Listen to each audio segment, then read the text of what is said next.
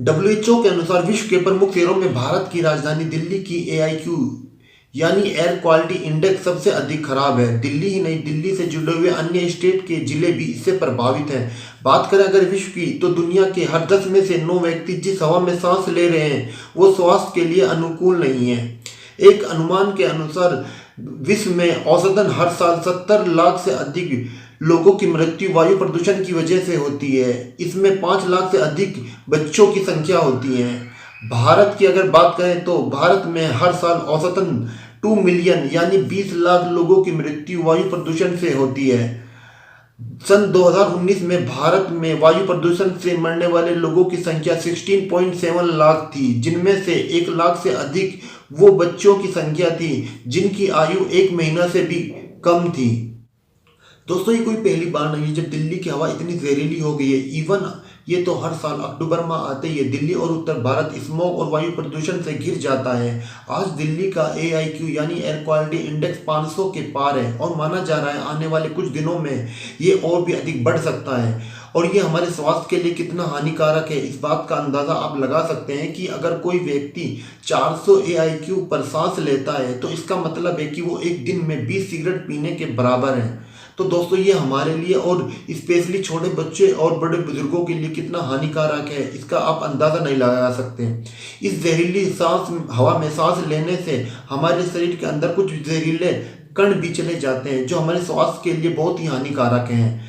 वायु प्रदूषण से हमारे लंग्स पर सबसे अधिक असर पड़ता है, जिससे कि लंग्स कैंसर यानी फेफड़ों का कैंसर होने के चांसेस बढ़ जाते हैं। इस जहरीली हवा में कार्बन मोनोऑक्साइड, सल्फर डाइऑक्साइड और नाइट्रोजन ऑक्साइड की मात्रा अधिक होती है, जिससे दिल की बीमारी बढ़ने के चांसेस बढ़ जाते हैं। ऐसी हवा में सांस लेने से गले में दर्द होना, छाती में दर्द होना और अन्य बीमारी होने के चांसेस बढ़ जाते हैं, जो स्पेशली हमारे छोटे बच्चों के लिए बहुत ही हानिकारक है।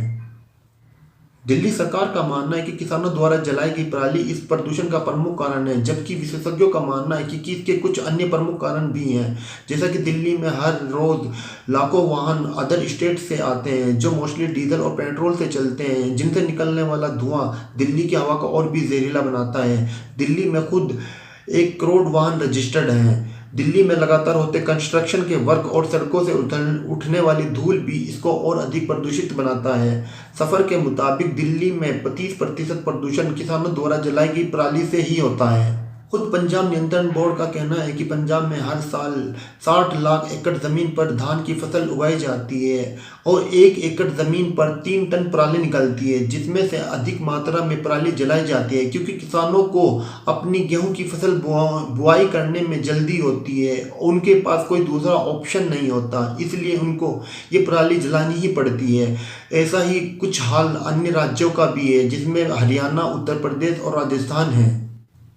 दोस्तों, ये पोल्यूशन हमारे स्वास्थ्य के लिए कितना हानिकारक है और आने वाले फ्यूचर में हमारे बच्चों के लिए कितना खतरनाक हो सकता है, इसका हम अंदाज़ा भी नहीं लगा सकते। सरकार को इसके लिए कुछ ठोस कदम उठाने की ज़रूरत है। सरकार को किसानों के लिए दूसरी फसल को बढ़ावा देने की ज़रूरत है।